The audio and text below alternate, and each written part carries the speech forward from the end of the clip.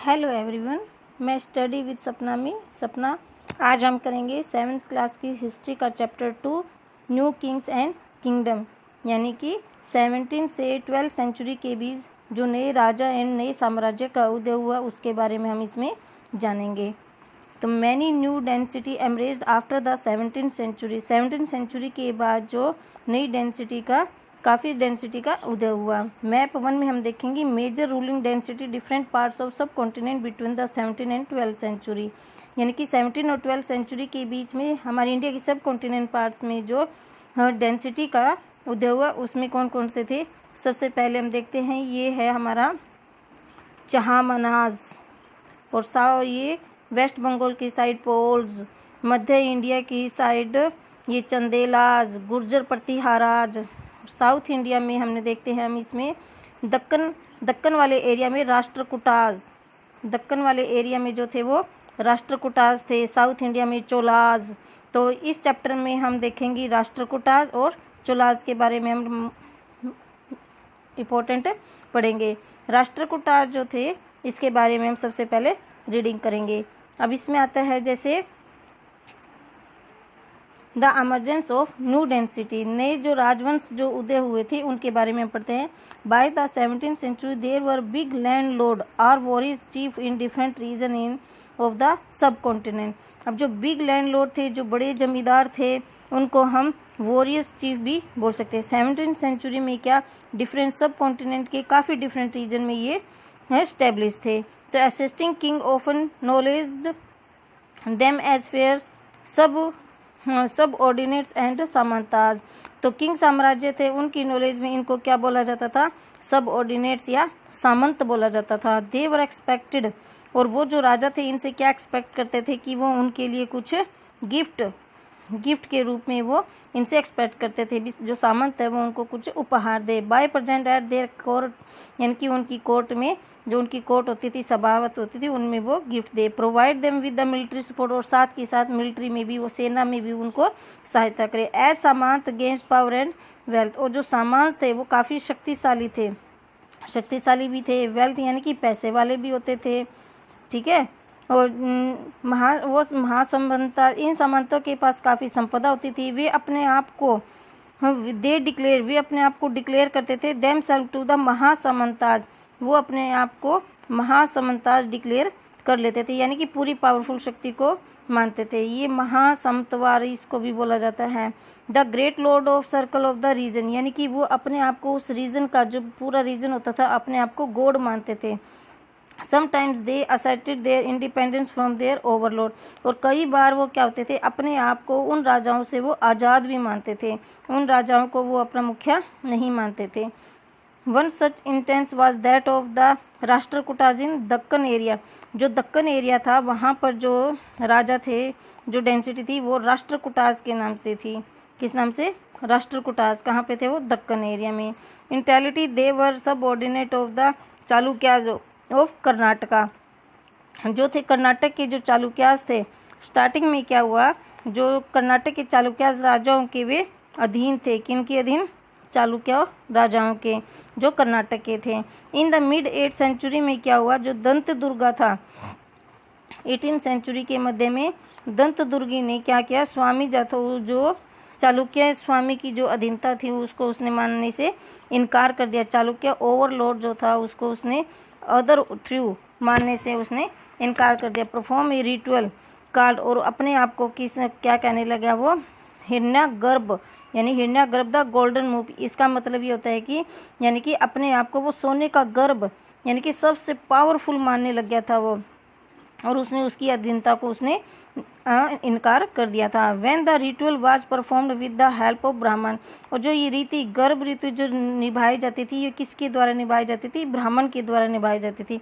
It was through lead to the rebirth, और इसको rebirth के नाम से भी जाना जाता था। सेक्रीफाइस एज द क्षत्रिय, और जो इस रीबर्थ की जो परंपरा को निभा देता था उसको क्षत्रिय का नाम दिया जाता था। Even he was not one by the birth, वो अपने आप को ये समझता था कि उसका जो है वो दोबारा जन्म हो चुका है, और उसका दोबारा जन्म जो है वो रीबर्थ करने से वो उसका क्षत्रिय के रूप में दोबारा जन्म हो जाता था। In other cases man from enterprises, families use their military skill to curb our kingdoms। इतना ही नहीं, वो और क्या था इसमें, जैसे कुछ अन्य एग्जाम्पल से क्या पता चलता है कि जो परिवार होते थे, फैमिली यानी कि मिलिट्री के जो परिवार होते थे, पुरुषों में अपनी राजशाही कायम रखने के लिए सैन्य कौशल का इस्तेमाल करते थे। राजशाही किंगडम को कायम रखने के लिए वो क्या करते थे, किंगडम को क्रेव आउट करने के लिए वो किसका यूज करते थे, मिलिट्री स्किल का यूज करते थे, फैमिलीज को यूज करते थे। फॉर इंस्टेंस जैसे कदम्बा जो था, जैसे इसमें कदम मयूर शर्मन एंड गुर्जर प्रतिहारा, हिरना गुर्जर प्रतिहारा और हरीश चंद्र ब्राह्मण जाति के थे। वो किस जाति के थे, हरीश चंद्र, ठीक है। जो मयूर शर्मन और गुर्जर प्रतिहार थे वो ब्राह्मण जाति के थे। उन्होंने अपने पैतृक पेशे को छोड़कर, यानी कि उन्होंने जो उनके जो पिताजी और जो काम करते थे उस पेशे को उन्होंने छोड़ दिया। ट्रेडिशनल प्रोफेशन था उसका, जो उनका पेशा था, ट्रेडिशनल प्रोफेशन को उन्होंने उसको छोड़ दिया। एंड टुक टू आर्म्स और सक्सेसफुली, और उन्होंने किसको अपना लिया, सेना को उन्होंने अपना लिया, युद्ध नीति को उन्होंने अपना लिया। फिर establish kingdom in the Karnataka and Rajasthan रिप्रेजेंटली, और जो एस्टेब्लिश हो गए थे वो कर्नाटका में और राजस्थान में थे। यानी कि जो हरीश चंद्र था, जो प्रतिहारा हरीश चंद्र था वो था कर्नाटका में, और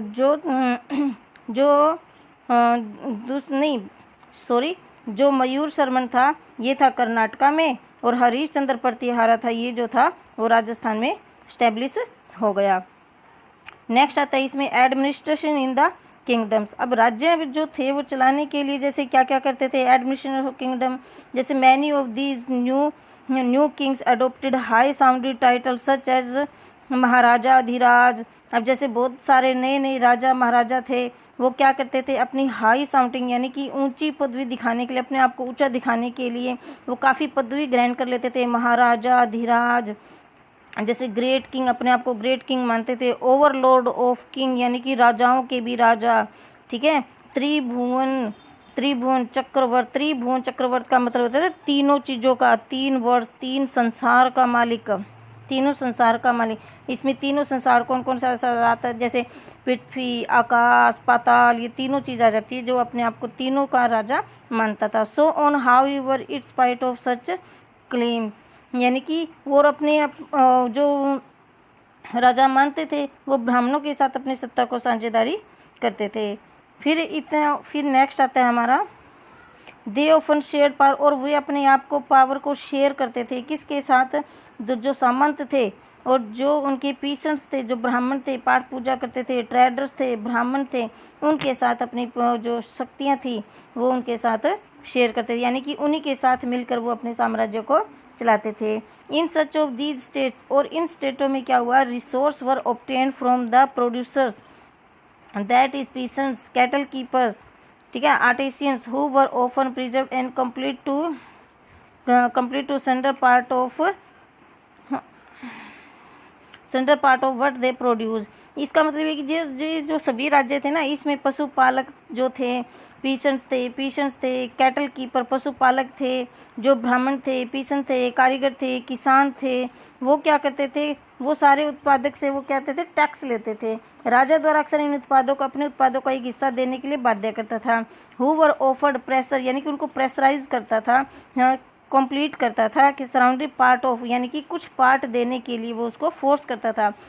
दैट दे वर प्रोड्यूस, जो वो प्रोड्यूस करते थे उसका वो कुछ पार्ट लेने के लिए फोर्स करता था। Sometimes they were claim as, कई बार क्या होता था, rent as due to lord who asserted that the own the land. कई बार रेंट के तौर पर लगान जो बोले जाते हैं, कभी कभी लगान क्या है वो मानकर वसूल जाता था, क्योंकि प्राप्त करने वाले भूस्वामी होने का दावा करता था। कई बार वो क्या है इनकार कर देते थे, क्योंकि वो अपने आप को जमीन का मालिक मानते थे, और मालिक मानने के लिए वो उनसे रेंट लेते थे, यानी कि जो जमीन को यूज करता था उनसे वो रेंट भी लेते थे। Revenue was also collected from leaders, और जो रेवेन्यू था, जो टैक्स था, वो व्यापारियों द्वारा, ट्रेडर्स द्वारा इकट्ठा किया जाता था, यानी कि ट्रेडर्स से भी लिया जाता था, व्यापारियों से भी लिया जाता था। अब और इनके साम्राज्य में क्या होता था, देखो 400 टैक्सेस, इसमें का मतलब है 400 टाइप्स के टैक्स लिए जाते थे इनके साम्राज्य में, 400 प्रकार के tax.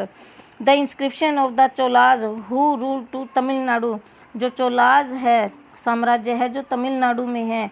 Refer to more 400 terms of different kind of taxes, 400 type के टैक्सेस लिए जाते थे। The most frequently mentions tax of vetti taken not to cash by but in the form of forced labour.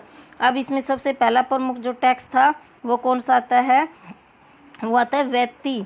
वैती का मतलब होता है जो कैश न लेकर किसके रूप में लिया जाता था, फॉर्म ऑफ फोर्स्ड लेबर। देखो ये इंपॉर्टेंट पॉइंट है, क्या है, वैती। वैती टैक्स किस टाइप का होता था, form of forced labour, labour के रूप में, मजदूरी के रूप में टैक्स लिया जाता था। दूसरा आता है कादमाई। कादमाई दूसरा टैक्स कौन था, कादमाई, जो लैंड रेवेन्यू, जो जमीन से इकट्ठा किया जाता था, जमीन। They were also taxes on treating the houses, और हाउस टैक्स भी लिया जाता है। Use of ladder of climb palm tree, tree पर चढ़ने के लिए जो ट्रेडर बनाए जाते थे उससे भी टैक्स लिया जाता है। Change of succession of family property, family property होती थी जो पर्सनल होती थी उनसे भी टैक्स लिया जाता था। 400 टाइप्स के tax. These resource were use to finance the king establishment. जो रिसोर्स थे वो उनकी राजा की जो थी एस्टेब्लिश होने के लिए, यानी कि इन रिसोर्स के आधार पर ही जो यूज किए जाते थे उनके आधार पर ही राजा था क्या एस्टेब्लिश होता था। As well as for the construction of temple, जो टैक्स लेता था राजा उससे वो क्या कंस्ट्रक्शन करता था, क्या बनाता था, टेम्पल्स बनाता था, अपने अपने किले बनाता था, ऊंचे ऊंचे किले बनाता था। They were also use to fight war, और जो कुछ बच जाता था उसको वो अपनी सेना बनाने में यूज करता था। Which were in turn expected to lead the acquisition of wealth in the form of plunder, access of land as well as trade route। और इसके अलावा वो क्या करता था, वो जो धन मिलता था उसको, जमीन मिलती थी व्यापारियों के लिए वो क्या करता था, मार्ग बनाता था, ट्रेडर्स के लिए वो रूट भी बनाता था इसके साथ साथ। फिर नेक्स्ट आता है the functionaries of collection revenue were generally recruit from the influential families, यानी कि ज़्यादातर क्या होता था, जो टैक्स वसूल किया जाता था ना, वो रेवेन्यू इकट्ठा किया जाता था, वो किससे लिया जाता है, इन्फ्लुएंस फैमिली, यानी कि पैसे वाली फैमिली, अमीर लोगों से ही वो इकट्ठा करता था। एंड पोजीशन वर ऑफन हॉर्डलरी, हॉर्डलरी क्या, यानी कि उनको परेशान करना, ठीक है, और नहीं, हॉर्डलरी का मतलब होता है जो पोजीशन होती थी ना फैमिली की, उसी के अनुसार फैमिली के दूसरे मेंबर को भी उसी पोजीशन पर बिठा दिया जाता था। अब जैसे किसी उसके कोर्ट में कोई मुख्यमंत्री बना हुआ है तो अगला मुख्यमंत्री उसका ही बेटा बनता था, यानी कि वंशानुक्रम, एक वंश का आदमी जो जिस पोस्ट पर बन गया उस पोस्ट पर उसी वंश का कोई आदमी बन सकता था, उसको बोला जाता है हेरिडेटरी। उसको क्या बोला जाता है, hereditary. This was the true about the army as well, और ये जो हेरिडेटरी का रूल था ये आर्मी में भी लागू होता था। इन में cases close relative of the held this position, इससे क्या पता चलता है, इन काफ़ी चीज़ों में ना जो रिलेटिव होते थे, उसके क्लोज रिलेटिव होते थे, वो ही इन पोजीशनों पर ज़्यादा वो नियुक्त करता था।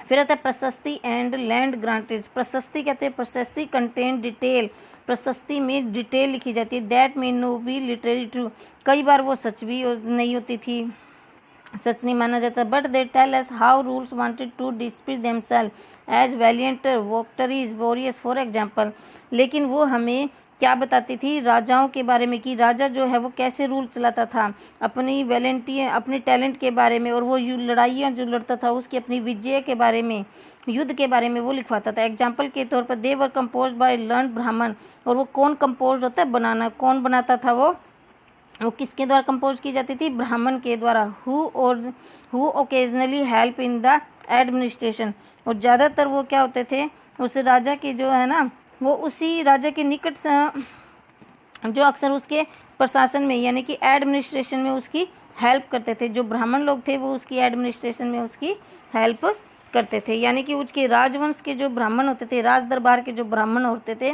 वो ही उसके काम करते थे, और वो सिर्फ राजा की ही बड़ाई लिखते थे।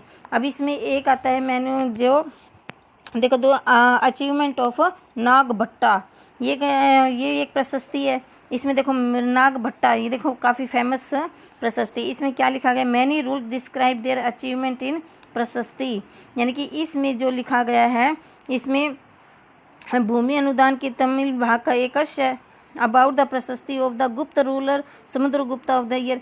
जो इसमें लिखा गया है नागभट्टा में, यानी कि मैनी रूल, बहुत राजाओं के बारे में डिस्क्राइब किया गया, अचीवमेंट जो राजाओं ने उन्होंने अचीव किया है प्रशस्ति में। यू रीड, अब आप पढ़ सकते हो इसमें प्रशस्ति में गुप्त राजा जो थे समुद्रगुप्त के बारे में लास्ट ईयर हमने पढ़ा था।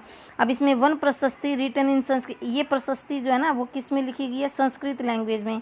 फाउंड इन ग्वालियर, जो कहाँ से, ग्वालियर से मिली हमें, और जो ग्वालियर का है मध्य प्रदेश में। Describe the explosion of the Nagabhatta, और इसका क्या नाम है, नागभट्टा प्रशस्ति किंग।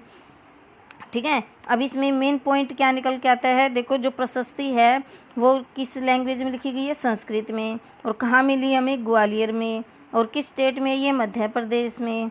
ठीक है, और इसका क्या नाम रखा गया, Nagabhatta.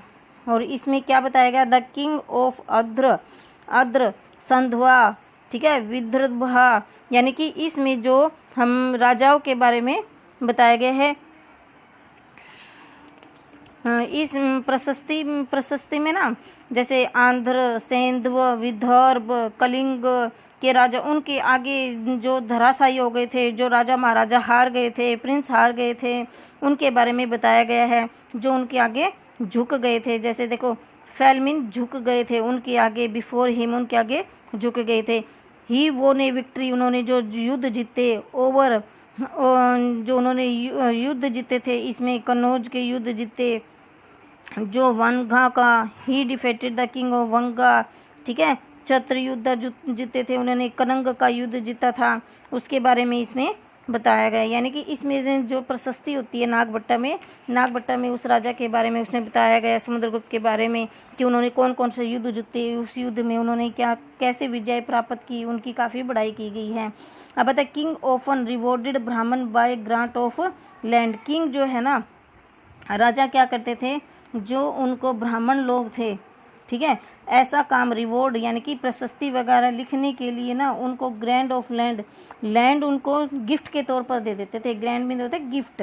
These were recorded of copper plate, और वो रिकॉर्ड किसके ऊपर रखते थे, कॉपर प्लेट। उस टाइम पे ब्राह्मण क्या थे, बहुत समझदार होते थे।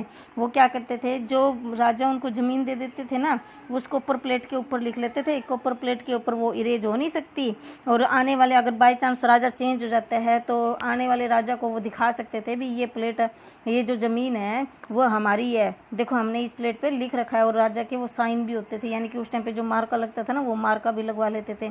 फिर वो नए राजा जो थे ना, वो उनसे वो जमीन छीन नहीं सकते थे। ठीक है, तो फिर वो उनका एक परमानेंट जो होता था ना, वो जमीन उनकी परमानेंट हो जाती थी। ये देखो, ये है कॉपर प्लेट पे लिखी हुई प्रशस्ति। देखो आप ध्यान से देखो, ये लिखी होती है प्रशस्ति। कॉपर प्लेट पे वो रिकॉर्ड लिख लेते थे, कॉपर प्लेट बना के उस पे अपना जमीन का वो रिकॉर्ड लिखते थे, उनकी जमीन कहाँ से कहाँ तक होती है। ठीक है, what was given with the land. अब ब्राह्मण लोगों को प्रशस्ति लिखने के लिए जमीन मिलती थी, और जमीन के साथ साथ उनको और क्या मिलता था। इसमें देखो, this is the part of Tamil session in land grant given by the Cholas. इसमें बताया गया है कि इसमें चोलाज जो राजा थे ना, उनके द्वारा तमिल में थे चोलाज, उन्होंने ग्रैंड गिफ्ट के तौर में जो दिया है, जमीन के साथ साथ उन्होंने और क्या क्या दिया है। ये देखो, we have demarcated the boundaries of the land of making earthen embankment of as well as the planting thorny bushes. This is what the land contain fruit berries trees. इसमें बताया कि जो उनको ज़मीन मिल जाती थी, वो साइन लगा देते थे कि इनकी ज़मीन यहाँ से यहाँ तक है। मेकिंग ईस्टर्न इनबैकमेंट, साइन लगा देते, इनकी ज़मीन यहाँ तक है। इतना ही नहीं, वो क्या करते थे, प्लांट थ्योरी बसेज, उनमें प्लांट भी लगा लेते थे। ठीक है, लैंड कंटेन्स, हाँ प्लांट लगा लेते थे, क्यारियाँ बना लेते थे, पान मिट्टी के मेड़े बना लेते थे। और भूमि, जैसे भूमि पर ये वस्तुएं भी होती थी, जैसे भूमि पर वो लोग ये क्या बना लेते थे, पानी की, जैसे नहरें, खाइयाँ, फलदार वृक्ष, हाँ फ्रूट, वाटर का सिस्टम भी बना लेते थे, ताकि वो ज़मीन उनकी हो गई है। वाटर लैंड बना लेते थे, गार्डन बना लेते थे, फ्रेंचार ट्रीज लगा लेते थे, कुएँ खोद लेते थे, बहुत सारी चीज़ें बना लेते थे। यानी कि एक किस्म से वो ज़मीन के वो मालिक ही हो जाते थे। ठीक है, फिर आता है unusual for the 12th century was a long Sanskrit poem contains the history of king who ruled over Kashmir. अब 12th सेंचुरी में जो था एक राजा था कश्मीर में जो था एक राजा 12th सेंचुरी में इतिहास में राजा था, जो राजा करता था कश्मीर में। उसने पोइम लिखवाई संस्कृत लैंग्वेज में 20th सेंचुरी में। ठीक है। 20वीं सेंचुरी में एक राजा ने 20वीं सेंचुरी में संस्कृत लैंग्वेज में पोइम लिखवाई। हिस्ट्री, इतिहास का एक राजा था जो रूल करता था कश्मीर में।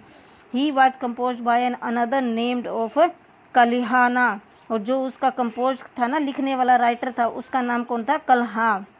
कल्हाना।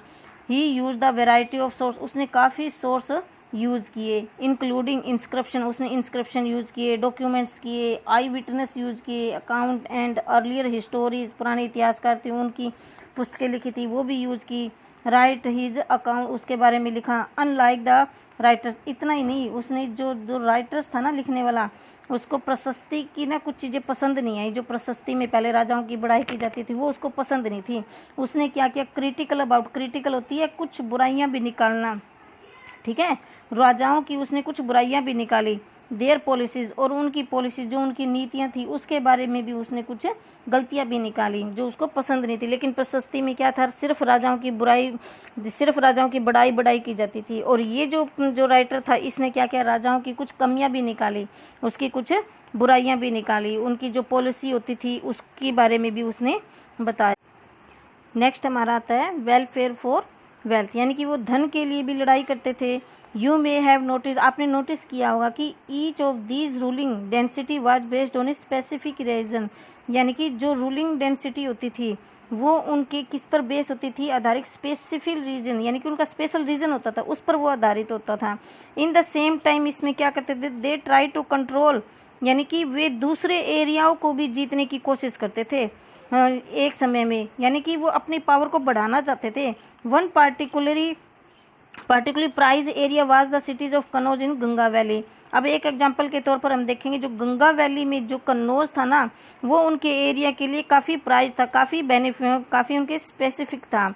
बट क्या हुआ था? 4th सेंचुरी जो 4 countries rulers belonging to the Gurjara, Pratihara, Rashtrakutas और पाला डेंसिटी थी, ये तीनों जो थे ना, fought for control over Kannauj, ये तीनों मिलकर कन्नौज पर जो है वो अपना अधिकार जमाना चाहते थे। यानी कि ये जो थे जो राष्ट्रकूटाज, पाला, गुर्जर, प्रतिहारा, ठीक है, ये तीनों क्या करते थे? गंगा घाटी में जो थी, गंगा घाटी में जो कन्नौज था ना, उस पर नियंत्रण करने का वो प्रयास कर रहे थे। लेकिन कन्नौज नगर जो था ना, वो लंबे समय तक अपनी इस लड़ाई के तीनों पक्ष में थे। Because they were their parties, 3 parties जो मिलकर थी ना, वो लंबे समय तक एक दूसरे के साथ रहते थे। Historian often describe as the tripartite struggle, तो जो इतिहासकार ने ना इन तीनों को क्या नाम दिया? प्रैक्टिस, यानी कि त्रिपर्टीय स्ट्रगल। यानी कि 3 राजाओं ने मिलकर जो संघर्ष किया, तीनों राजाओं ने मिलकर कन्नौज पर आक्रमण करने का प्रयत्न किया, नियंत्रण करने की कोशिश की तीनों राजाओं ने, ठीक है, इसीलिए तो इनको ट्रिपर्टी स्ट्रगल बोला जाता है। एज वी विल से, आपने देखा होगी, ruler also tried to demonstrate their power and resource by building large temple. जो रूलर्स थे ना, वो जो रूलर्स थे, राजा थे, वो क्या कोशिश करते थे? अपनी सत्ता और को दिखाने का प्रयत्न करते थे, अपनी पावर और रिसोर्स को दिखाने का प्रयत्न करते थे। किससे? बिल्डिंग बनाकर, बड़े बड़े टेम्पल बनाकर। यानी कि राजा जो है अपनी पावर को दिखाने के लिए, अपने सोर्स को दिखाने के लिए बिल्डिंग, यानी कि वो दिखावा करते थे, बिल्डिंग बनाते थे, बड़े बड़े किले बनाते थे, बड़े टेम्पल बनाते थे। So when they attacked one another kingdom, लेकिन इसीलिए जब वो एक दूसरे पर अटैक करते तो वे क्या करते थे? They often choose to largest temple. वे क्या टारगेट बनाते थे? वे टारगेट बनाते थे, बड़े टेम्पल को टारगेट बनाते थे। विच वर सम टाइम एक्सट्रीमली रिच, जो उसको रिच होने का वो असेंबल होता था, रिच पावरफुल दिखाने के काम करता था। You will read about in chapter 5 में, नेक्स्ट हम पूरी का पढ़ेंगे। One of the best known says, अब आपने एक राजा के बारे में पढ़ा होगा, सुल्तान मोहम्मद गजनी। बेस्ट नोन, सबसे फेमस राजा था कौन? सुल्तान मोहम्मद ऑफ गजनी, जो अफगानिस्तान से आया था। ही रूल्ड फ्रॉम 1997 से 1030, उसने हम पर कितना शासन किया? 930 से 1030 तक। Extend control over part of the central Asia, central Asia में उसका शासन चलता था, जिसमें हमारा हिंदुस्तान, पाकिस्तान, अफगानिस्तान, ईरान, इराक, ये सब उसके अंदर अंडर आते थे। Iran the north west part of the सब कॉन्टिनेंट, जो सब कॉन्टिनेंट का पार्ट होता था, ही रेस द सब कॉन्टिनेंट ऑलमोस्ट एवरी ईयर, वह सब कॉन्टिनेंट्स में प्रत्येक साल पूरे सब कॉन्टिनेंट्स में वो राउंड लगाते रहता था। ही टारगेट होता था उसका वेल्दी टेम्पल, यानी कि जो धनी पैसों वाले टेम्पल होते थे वो उसके टारगेट होते थे, उन्हीं को वो टारगेट बनाता था। इंक्लूडिंग दैट ऑफ सोमनाथ, जिसमें सबसे इंक्लूड किया था उसने सबसे फेमस टेम्पल जो था हमारा इंडिया का, गुजरात का जो टेम्पल था उसमें एक इंक्लूड टेम्पल ये भी था, सोमनाथ, जो गुजरात में है। Much of the wealth Mohammad carried away was used to create a splendid capital city as Ghazni, यानी कि उसने मोहम्मद जो गजनी था उसने इस टेम्पल को करीब 17 बार लूटा अपने शासन के टाइम पे और यहाँ से बहुत सारा धन लूट कर वो कहाँ पर लेके गया, गजनी।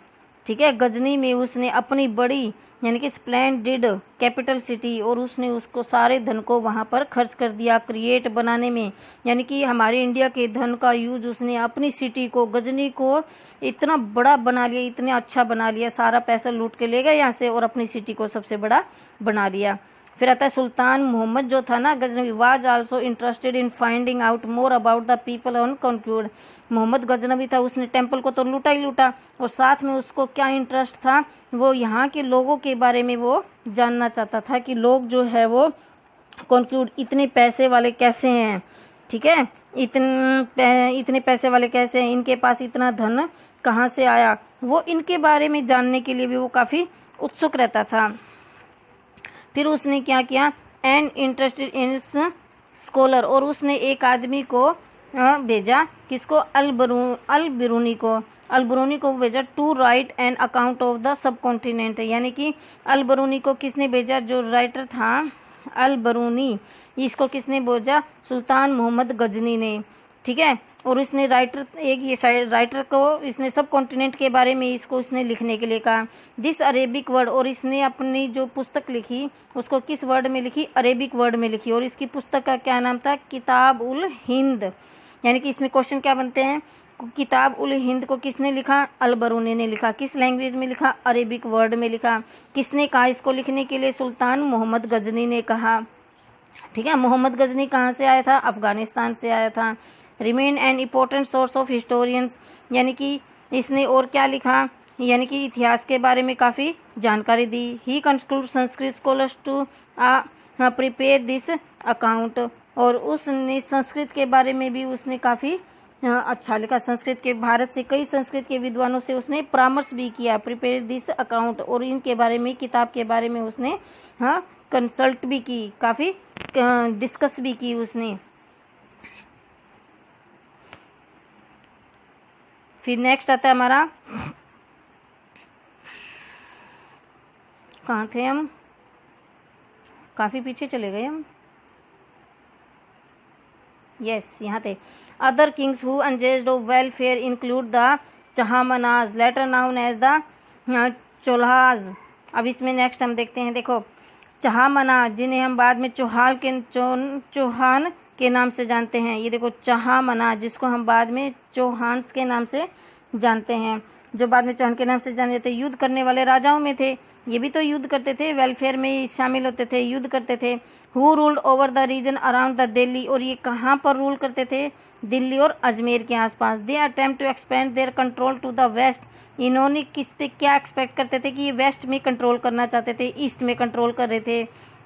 फिर they were opposed by the Chalukyas of Gujarat, जो चालुक्याज थे गुजरात में, ये देखो चालुक्याज कहाँ थे, इन गुजरात में। ठीक है, और गादावलीज ऑफ वेस्ट उत्तर प्रदेश। ठीक है, और जो गुजरात में चालुक्याज थे और उत्तर प्रदेश में जो गहलवाड़ थे, उनसे टक्कर लेनी पड़ी। कौन ले रहा था इनसे टक्कर, जो चौहान थे। ठीक है, चहामनाज के नाम से जाने जाते थे। The best known Chahamanas ruler was, कौन था ये, वो पृथ्वीराज। कौन था ये चहामना, पृथ्वीराज थर्ड, किस नाम से जाना जाता है, पृथ्वीराज थर्ड, जिसने शासन कब किया, 1100 यानी कि 1168 से 1192 तक शासन किया। हु डिफीट हुआ, किससे वो डिफीट हुआ, अफगान रूलर नेम्ड सुल्तान मोहम्मद गोरी। डिफीट यानी कि वो हारा, किससे हारा, वो अफगान रूलर सुल्तान मोहम्मद गोरी से। देखो इनके बीच में ना 3 युद्ध हुए। पृथ्वीराज चौहान के जो था पृथ्वीराज चौहान थर्ड और मोहम्मद गौरी। पहला जब युद्ध हुआ ना, इसमें मोहम्मद गौरी हार गया तो पृथ्वीराज चौहान ने उसको छोड़ दिया। फिर दूसरा युद्ध हुआ इनके बीच में 1191 में, इसमें मोहम्मद गौरी जो था उसने पृथ्वीराज चौहान को हरा दिया था। फिर इनके बीच में तीसरा युद्ध हुआ था, वो ब्रिटिश के साथ हुआ था। But lost of this every next year 199 और 1192 में गौरी ने जो था ना पृथ्वीराज चौहान को हराकर सारा राज्य अपने हाथ में ले लिया था। और 91 में गौरी हारा था और 92 में पृथ्वीराज चौहान हारा था। इस प्रकार इनके बीच में 2 युद्ध हुए और पृथ्वीराज चौहान जो है वो हार गया था। अब इसमें देखो, अब ये हमारी वीडियो काफ़ी लेंथी हो जाएगी, चैप्टर अभी पेंडिंग है, बाकी चैप्टर हम नेक्स्ट वीडियो में करेंगे। Okay, thank you.